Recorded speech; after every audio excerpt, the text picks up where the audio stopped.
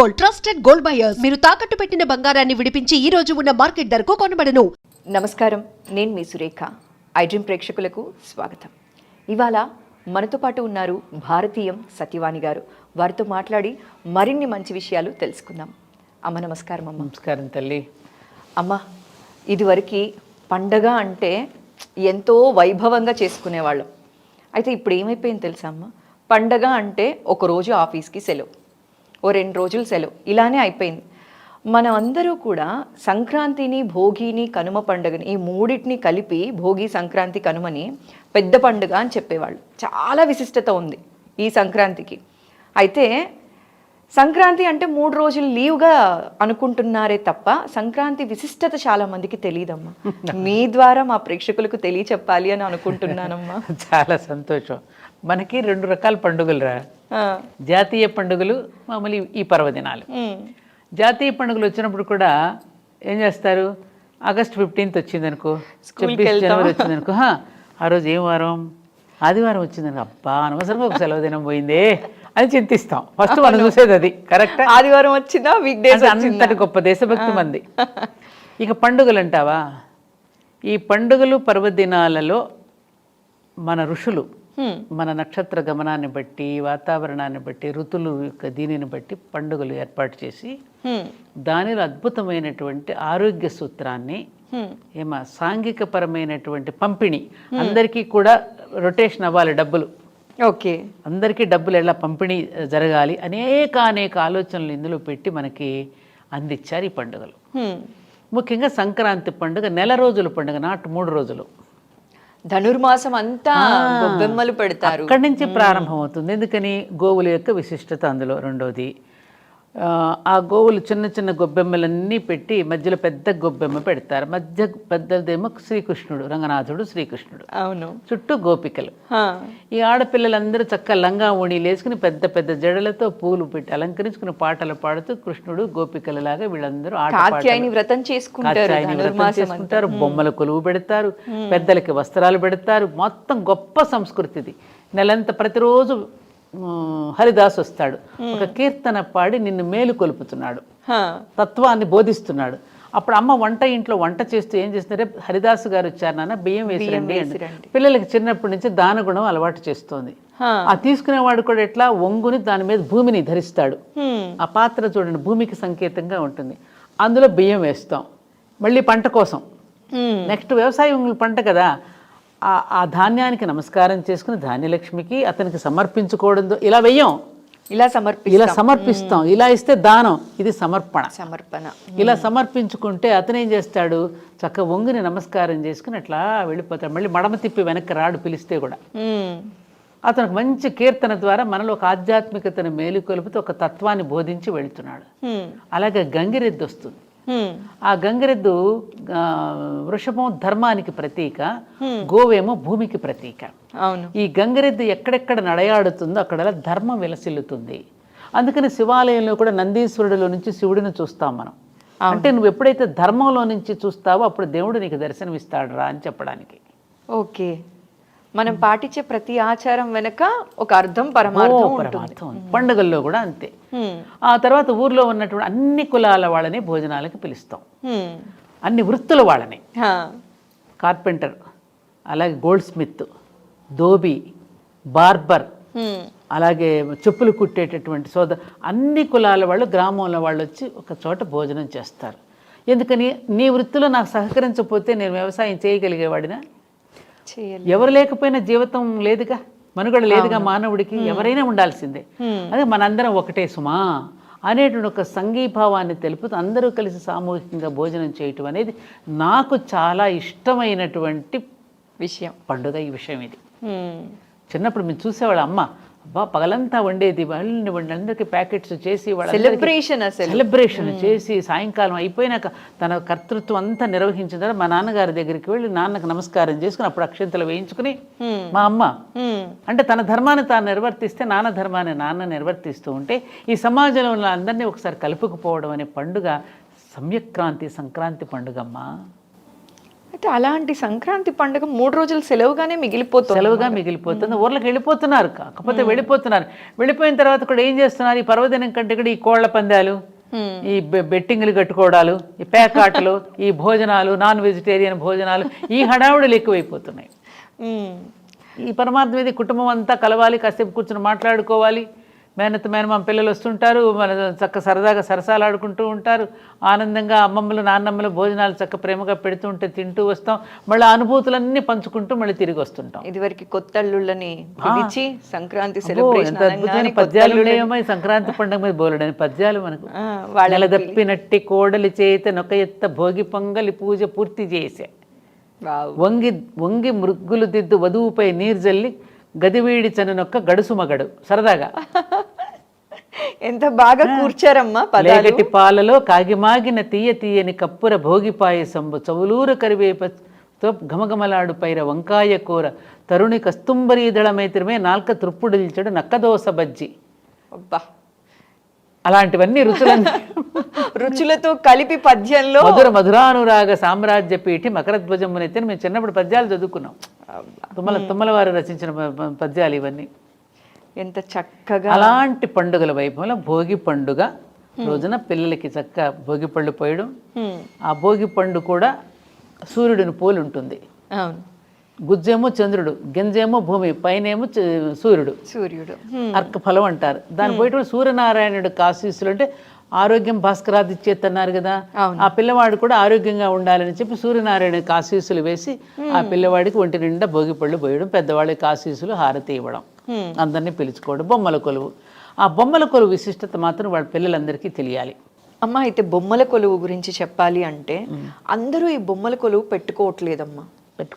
ఆచారం మా వంశంలో ఎవరు ఇప్పటిదాకా పెట్టలేదు, మేము పెట్టచ్చో పెట్టకూడదు, అయ్యో రామచంద్ర దీనికి రూల్స్ ఏంటో చేయొచ్చో చేయకూడదు, ఎవరైనా పెట్టుకోవచ్చు. దీంట్లో ఏంటంటే పిల్లలకి చిన్నప్పటి నుంచి విజ్ఞానం బోధించడం కోసం పెట్టించారు.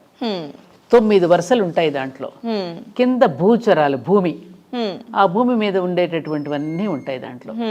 ఆ తర్వాత జలచరాలు, సముద్రంలో ఉండే చేపలు, తాబేళ్లు, లైక్వేరు.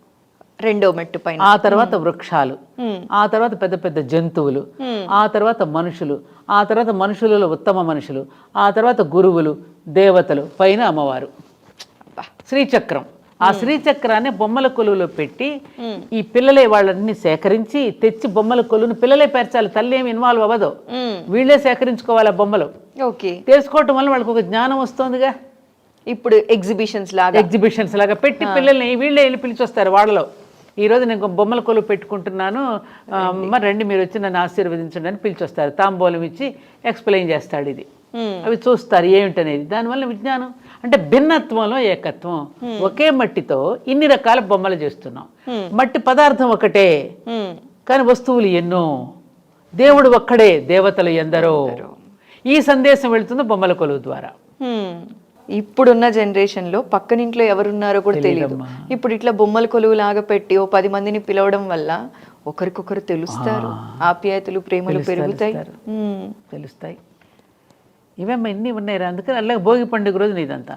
ముఖ్యంగా ముగ్గు వేసేటప్పుడు రథం ముగ్గు సంక్రాంతి పురుషుడిని ముందు ఆహ్వానం చేస్తారు. తిరుగుతుంది రథం, మళ్ళీ ఆఖరి కనుమ రోజున అటు తిరిగిపోతుంది. ఆ తిరిగేటప్పుడు ఇక్కడ ఈమె చేసినటువంటి రథం తాడు ఆ రథం తాడు కలుపుతారు. ఆ రథం తాడుకు ఆ రథం ఊరు చివరి పొలిమేరల వరకు అందరూ సాగనంపుతారు సంక్రాంతి. అలా కలపడం వల్ల ఏమవుతుంది, ప్రతి తల్లి ప్రతి ఇల్లాలు ఒకరికొకరు పరిచయం. ఆ రథాన్ని అక్కడ వరకు ఈడుస్తారు అందరూ. ఎంత అద్భుతం ఇది. ఇలా అనేకం ఉన్నాయమ్మా. అమ్మ, ధనుర్మాసానికి చాలా విశిష్టత ఉంది. అయితే ఎందుకో తెలియదు కానీ చాలా మందికి ధనుర్మాస విశిష్టత తెలియదనే చెప్పాలి.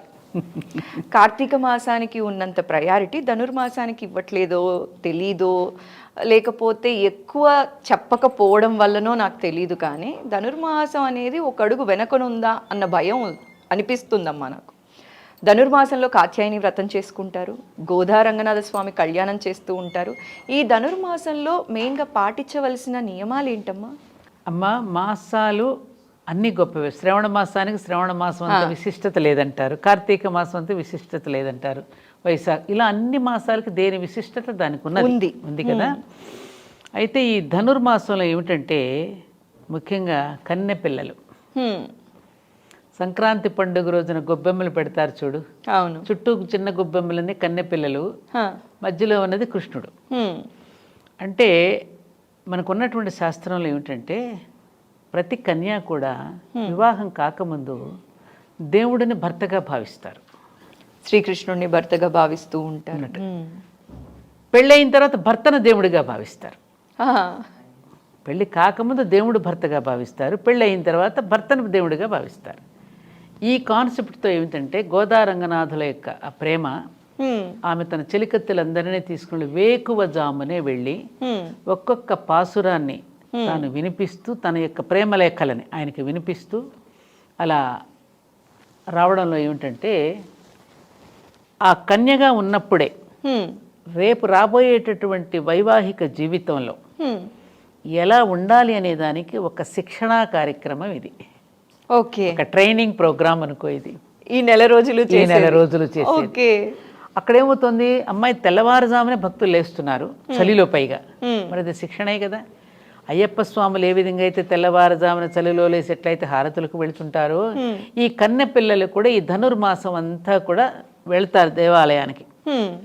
వెళ్ళి చన్నీళ్లతోనే చక్కగా స్నానం చేసి స్వామివారిని దర్శించుకుని ఆ పూలు సమర్పించుకుని పూలు పండ్లు వచ్చేస్తారు ఆ పాసురాలు చదివి.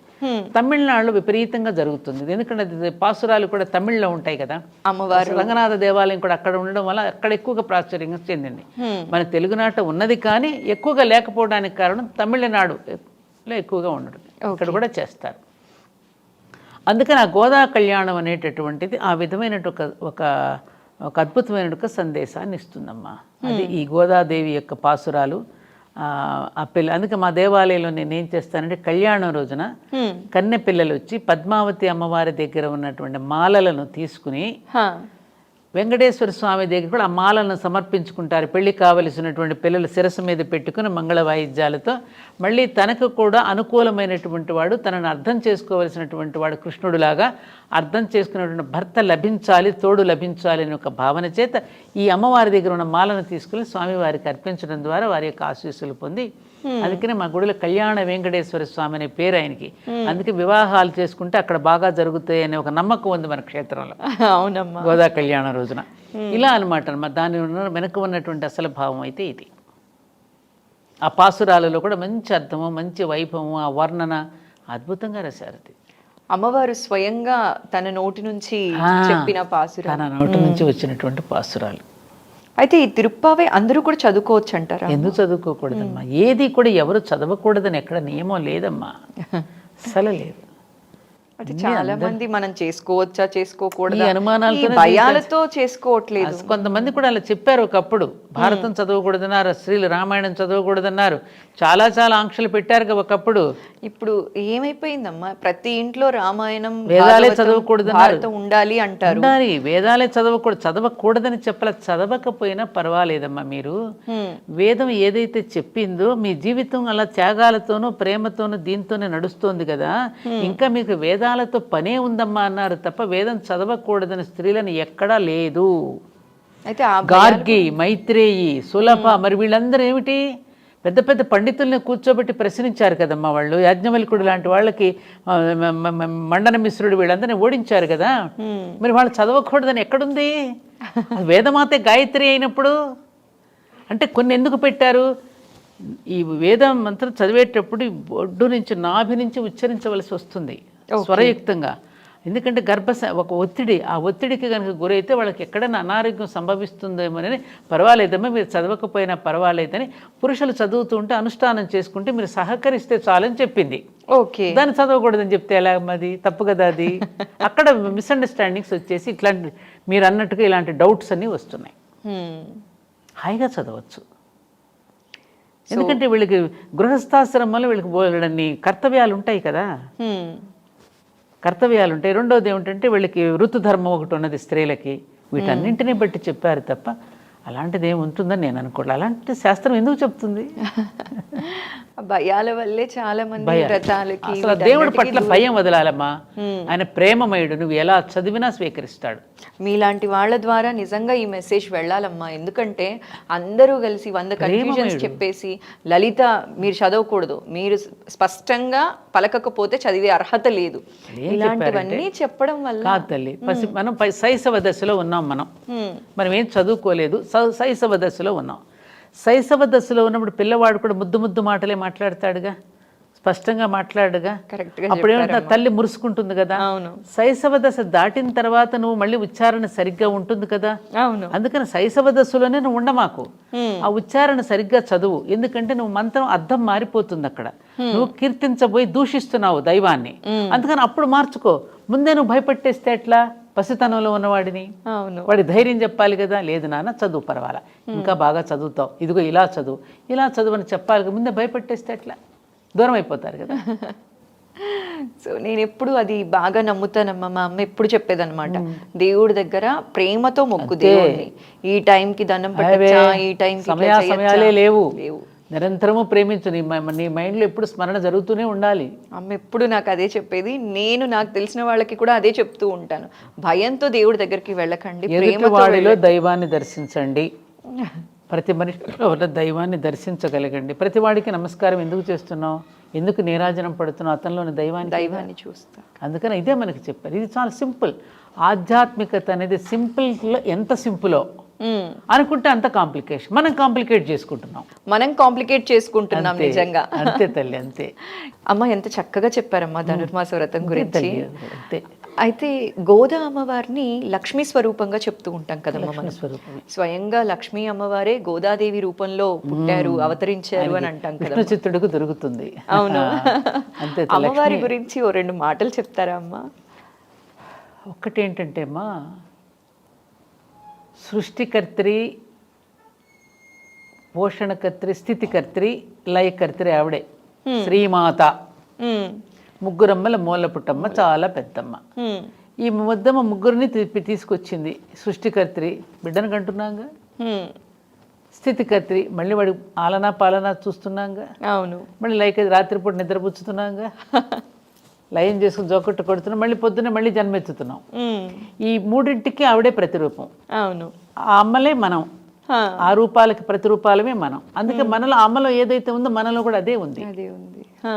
ఆమెకు ప్రతిబింబాలు ప్రతిరూపాలవి. అందుకని ఆ అమ్మలో ఏదైతే ఉన్నదో లక్ష్మీదేవి పోషణకర్త్రిగా ఎట్లయితే ఉందో ఆ గుణాలను మనం పునికి పుచ్చుకున్నప్పుడు అమ్మవారి యొక్క అనుగ్రహం దొరుకుతుంది అనేది మనకి వరలక్ష్మి వ్రతంలో కనపడుతుంది. అవును. చారుమతి ఏమో అమ్మవారిని రమ్మని అడగలేదే. ఆమె ఎందుకు వచ్చింది? చారుమతి అందమైన మనసు కలిగింది.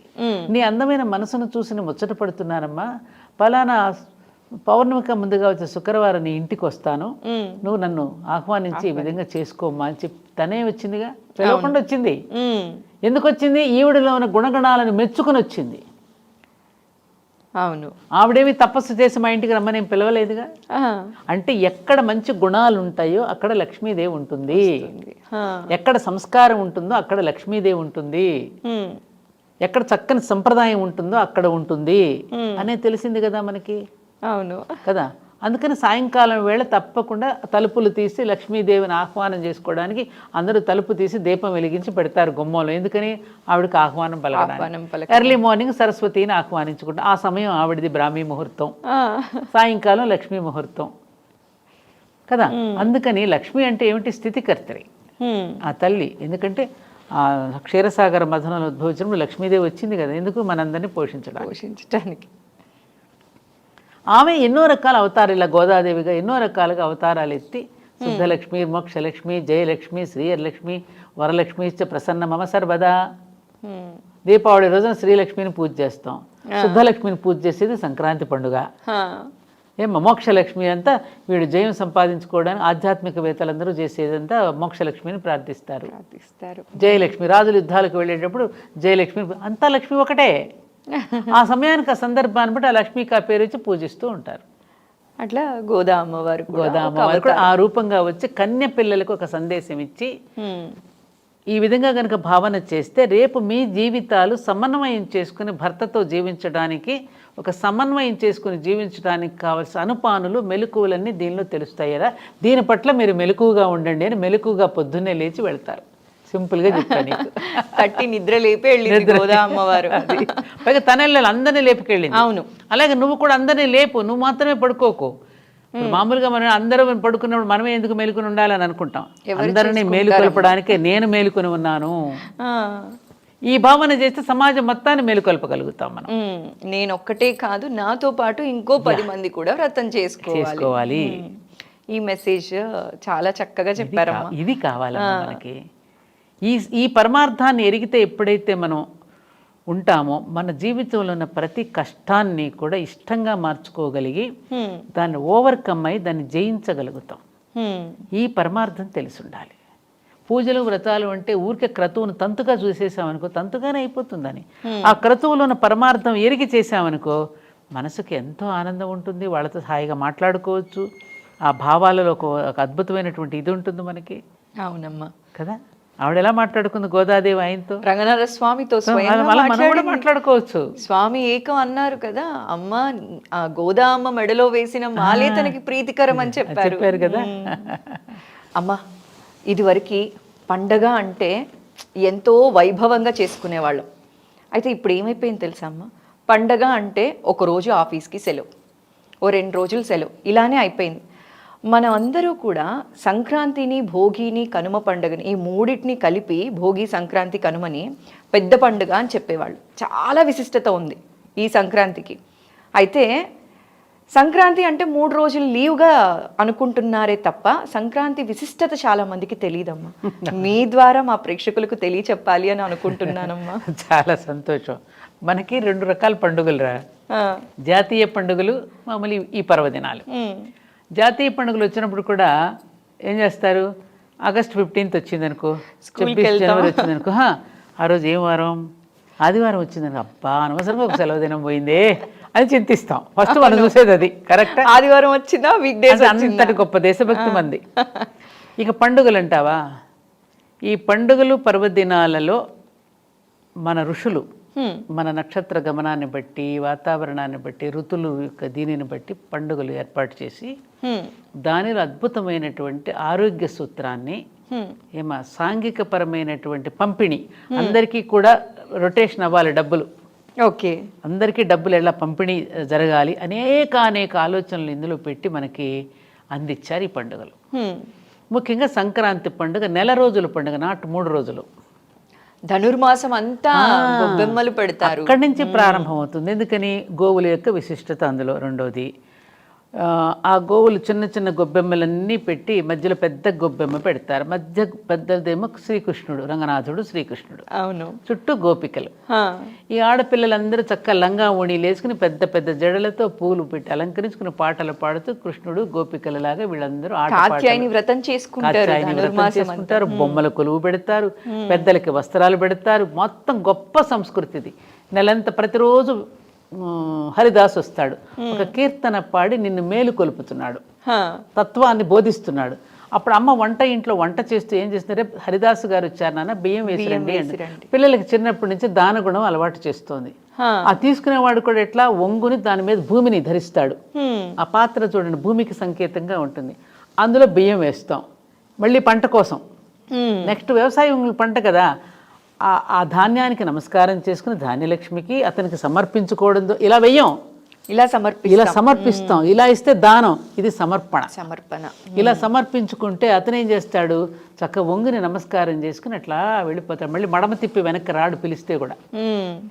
అతనికి మంచి కీర్తన ద్వారా మనలో ఒక ఆధ్యాత్మికతను మేలుకొలుపుతూ ఒక తత్వాన్ని బోధించి వెళుతున్నాడు. అలాగే గంగిరెద్దు వస్తుంది. ఆ గంగిరెద్దు వృషభం ధర్మానికి ప్రతీక, గోవేమో భూమికి ప్రతీక. ఈ గంగిరెద్దు ఎక్కడెక్కడ నడయాడుతుందో అక్కడ ధర్మం విలసిల్లుతుంది. అందుకని శివాలయంలో కూడా నందీశ్వరుడిలో నుంచి శివుడిని చూస్తాం మనం. అంటే నువ్వు ఎప్పుడైతే ధర్మంలో నుంచి చూస్తావో అప్పుడు దేవుడు నీకు దర్శనమిస్తాడు రా అని చెప్పడానికి. ఓకే, మనం పాటించే ప్రతి ఆచారం వెనక ఒక అర్థం, పరమార్థం ఉంటుంది. పండుగల్లో కూడా అంతే. ఆ తర్వాత ఊర్లో ఉన్నటువంటి అన్ని కులాల వాళ్ళని భోజనాలకు పిలుస్తాం, అన్ని వృత్తుల వాళ్ళని. కార్పెంటర్, అలాగే గోల్డ్ స్మిత్, ధోబీ, బార్బర్, అలాగే చెప్పులు కుట్టేటటువంటి అన్ని కులాల వాళ్ళు గ్రామంలో వాళ్ళు వచ్చి ఒక చోట భోజనం చేస్తారు. ఎందుకని నీ వృత్తిలో నాకు సహకరించకపోతే నేను వ్యవసాయం చేయగలిగేవాడినా? ఎవరు లేకపోయినా జీవితం లేదుగా, మనుగడ లేదుగా మానవుడికి, ఎవరైనా ఉండాల్సిందే. అదే మనందరం ఒకటే సుమా అనేటువంటి ఒక సంఘీభావాన్ని తెలుపుతూ అందరూ కలిసి సామూహికంగా భోజనం చేయటం అనేది నాకు చాలా ఇష్టమైనటువంటి పండుగ. ఈ విషయం ఇది చిన్నప్పుడు మేము చూసేవాళ్ళం. అమ్మ అబ్బా పగలంతా వండేది, వాళ్ళందరికీ ప్యాకెట్స్ చేసి సెలబ్రేషన్ చేసి సాయంకాలం అయిపోయినాక తన కర్తృత్వం అంతా నిర్వహించిన తర్వాత మా నాన్నగారి దగ్గరికి వెళ్ళి నాన్నకు నమస్కారం చేసుకుని అప్పుడు అక్షంతలు వేయించుకుని మా అమ్మ అంటే తన ధర్మాన్ని తాను నిర్వర్తిస్తే నాన్న ధర్మాన్ని నాన్న నిర్వర్తిస్తూ ఉంటే ఈ సమాజంలో ఉన్న అందరినీ ఒకసారి కలుపుకుపోవడం అనే పండుగ సంక్రాంతి పండుగమ్మా. అయితే అలాంటి సంక్రాంతి పండుగ 3 రోజులు సెలవుగా మిగిలిపోతుంది. ఊర్లకు వెళ్ళిపోతున్నారు, కాకపోతే వెళ్ళిపోయిన తర్వాత కూడా ఏం చేస్తున్నారు? ఈ పర్వదినం కంటే కూడా ఈ కోళ్ల పందాలు, ఈ బెట్టింగ్లు కట్టుకోవడాలు, ఈ పేకాటలు, ఈ భోజనాలు, నాన్ వెజిటేరియన్ భోజనాలు, ఈ హడావుడులు ఎక్కువైపోతున్నాయి. ఈ పరమార్థం మీద కుటుంబం అంతా కలవాలి, కాసేపు కూర్చొని మాట్లాడుకోవాలి. మేనమామ పిల్లలు వస్తుంటారు, మన చక్క సరదాగా సరసాలు ఆడుకుంటూ ఉంటారు. ఆనందంగా అమ్మమ్మలు నాన్నమ్మలు భోజనాలు చక్క ప్రేమగా పెడుతూ ఉంటే తింటూ వస్తాం. మళ్ళీ అనుభూతులన్నీ పంచుకుంటూ మళ్ళీ తిరిగి వస్తుంటాం. ఇదివరకు కొత్త అల్లుళ్ళని సంక్రాంతి అద్భుతమైన పద్యాలు ఉన్నాయమ్మా. సంక్రాంతి పండుగ మీద బోలెడని పద్యాలు మనకు. నెలదప్పినట్టి కోడలి చేత నొక ఎత్త భోగి పొంగలి పూజ పూర్తి చేసే, వంగి మృగ్గులు దిద్దు వధువుపై నీరు జల్లి గదివీడి చనునొక్క గడుసు మగడు. సరదాగా ఎంత బాగా కూర్చారమ్మా. లేగటి పాలలో కాగిమాగిన తీయని కప్పుర భోగి పాయసంబు చవులూరు కరివేపతో ఘమఘమలాడు పైర వంకాయ కూర తరుణి కస్తుంబరీదళమైత్రమే నాల్క త్రుప్పుడిల్చడు నక్కదోస బజ్జి. అబ్బా, అలాంటివన్నీ రుచులతో కలిపి పద్యంలో మధురానురాగ సామ్రాజ్య పీఠి మకరధ్వజమునైతే మేము చిన్నప్పుడు పద్యాలు చదువుకున్నాం. తుమ్మల వారు రచించిన పద్యాలు ఇవన్నీ. ఎంత చక్కగా. అలాంటి పండుగల వైభవంలో భోగి పండుగ రోజున పిల్లలకి చక్క భోగి పళ్ళు పోయడం. ఆ భోగి పండు కూడా సూర్యుడిని పోలి ఉంటుంది. గుజ్జేమో చంద్రుడు, గింజేమో భూమి, పైనేమో సూర్యుడు అర్క ఫలం అంటారు. దాని పోయేటప్పుడు సూర్యనారాయణుడు ఆశీస్సులు అంటే ఆరోగ్యం భాస్కరాదిచ్చేత్ అన్నారు కదా. ఆ పిల్లవాడు కూడా ఆరోగ్యంగా ఉండాలని చెప్పి సూర్యనారాయణకి ఆశీస్సులు వేసి ఆ పిల్లవాడికి ఒంటి నిండా భోగిపళ్ళు పోయడం, పెద్దవాడికి ఆశీస్సులు హారతి ఇవ్వడం, అందరినీ పిలుచుకోవడం. బొమ్మల కొలువు, ఆ బొమ్మల కొలువు విశిష్టత మాత్రం వాళ్ళ పిల్లలందరికీ తెలియాలి. అమ్మ, అయితే బొమ్మల కొలువు గురించి చెప్పాలి అంటే అందరూ ఈ బొమ్మల కొలువు పెట్టుకోవట్లేదమ్మా. ఆచారం మా వంశంలో ఎవరు ఇప్పటిదాకా పెట్టలేదు, మేము పెట్టచ్చో పెట్టకూడదు, అయ్యో రామచంద్ర దీనికి రూల్స్ ఏంటో చేయొచ్చో చేయకూడదు, ఎవరైనా పెట్టుకోవచ్చు. దీంట్లో ఏంటంటే పిల్లలకి చిన్నప్పటి నుంచి విజ్ఞానం బోధించడం కోసం పెట్టించారు. 9 వరుసలు ఉంటాయి దాంట్లో. కింద భూచరాలు, భూమి, ఆ భూమి మీద ఉండేటటువంటివన్నీ ఉంటాయి దాంట్లో. ఆ తర్వాత జలచరాలు, సముద్రంలో ఉండే చేపలు, తాబేళ్లు, లైక్వేరు. 2వ మెట్టు పైన. ఆ తర్వాత వృక్షాలు, ఆ తర్వాత పెద్ద పెద్ద జంతువులు, ఆ తర్వాత మనుషులు, ఆ తర్వాత మనుషులలో ఉత్తమ మనుషులు, ఆ తర్వాత గురువులు, దేవతలు, పైన అమ్మవారు. శ్రీచక్రం, ఆ శ్రీచక్రాన్ని బొమ్మల కొలువులో పెట్టి ఈ పిల్లలే వాళ్ళని సేకరించి తెచ్చి బొమ్మల కొలువుని పిల్లలే పేర్చాలి. తల్లి ఏమి ఇన్వాల్వ్ అవ్వదు, వీళ్ళే సేకరించుకోవాలి ఆ బొమ్మలు. తెలుసుకోవటం వల్ల వాళ్ళకి ఒక జ్ఞానం వస్తుందిగా. ఇప్పుడు ఎగ్జిబిషన్స్ లాగా పెట్టి పిల్లల్ని వీళ్ళే వెళ్ళి పిలిచొస్తారు. వాళ్ళలో ఈరోజు నేను బొమ్మల కొలువు పెట్టుకుంటున్నాను, మరి రండి మీరు వచ్చి నన్ను ఆశీర్వదించండి అని పిలిచొస్తారు. తాంబూలం ఇచ్చి ఎక్స్ప్లెయిన్ చేస్తాడు. ఇది అవి చూస్తారు ఏమిటనేది. దానివల్ల విజ్ఞానం అంటే భిన్నత్వంలో ఏకత్వం. ఒకే మట్టితో ఇన్ని రకాల బొమ్మలు చేస్తున్నాం. మట్టి పదార్థం ఒకటే కానీ వస్తువులు ఎన్నో. దేవుడు ఒక్కడే, దేవతలు ఎందరో. ఈ సందేశం వెళుతుంది బొమ్మల కొలువు ద్వారా. ఇప్పుడున్న జనరేషన్ లో పక్కనింట్లో ఎవరున్నారో కూడా తెలియదు. ఇప్పుడు ఇట్లా బొమ్మల కొలువు లాగా పెట్టి 10 మందిని పిలవడం వల్ల ఒకరికొకరు తెలుస్తారు, ఆప్యాయతలు, ప్రేమలు తెలుస్తాయి. ఇవేమో ఇన్ని ఉన్నాయి. అందుకని అలాగే భోగి పండుగ రోజున ఇదంతా ముఖ్యంగా ముగ్గు వేసేటప్పుడు రథం ముగ్గు సంక్రాంతి పురుషుడిని ముందు ఆహ్వానం చేస్తారు. తిరుగుతుంది రథం, మళ్ళీ ఆఖరి కనుమ రోజున అటు తిరిగిపోతుంది. ఆ తిరిగేటప్పుడు ఇక్కడ ఈమె చేసినటువంటి రథం తాడు ఆ రథం తాడు కలుపుతారు. ఆ రథం తాడుకు ఆ రథం ఊరు చివరి పొలిమేరల వరకు అందరూ సాగనంపుతారు సంక్రాంతి. అలా కలపడం వల్ల ఏమవుతుంది, ప్రతి తల్లి ప్రతి ఇల్లాలు ఒకరికొకరు పరిచయం. ఆ రథాన్ని అక్కడ వరకు ఈడుస్తారు అందరూ. ఎంత అద్భుతమమ్మా ఇది. హ్మ్. ఇలా అనేకం ఉన్నాయమ్మా. అమ్మ ఎంత చక్కగా చెప్పారమ్మా. మన భోగి, సంక్రాంతి, కనుమ విశిష్టత గురించి చాలా చక్కగా మా ప్రేక్షకులకు తెలియచేశారమ్మా. ఈ సంవత్సరం అందరూ కూడా సంక్రాంతి అంటే ఓ 3 రోజులు సెలవులాగా కాకుండా మనస్ఫూర్తిగా ఆ పండుగని సెలబ్రేట్ చేసుకోవాలని మనస్ఫూర్తిగా కోరుకుంటున్నానమ్మా. చాలా నమస్కారం. సంతోషం. నమస్కారం తల్లి.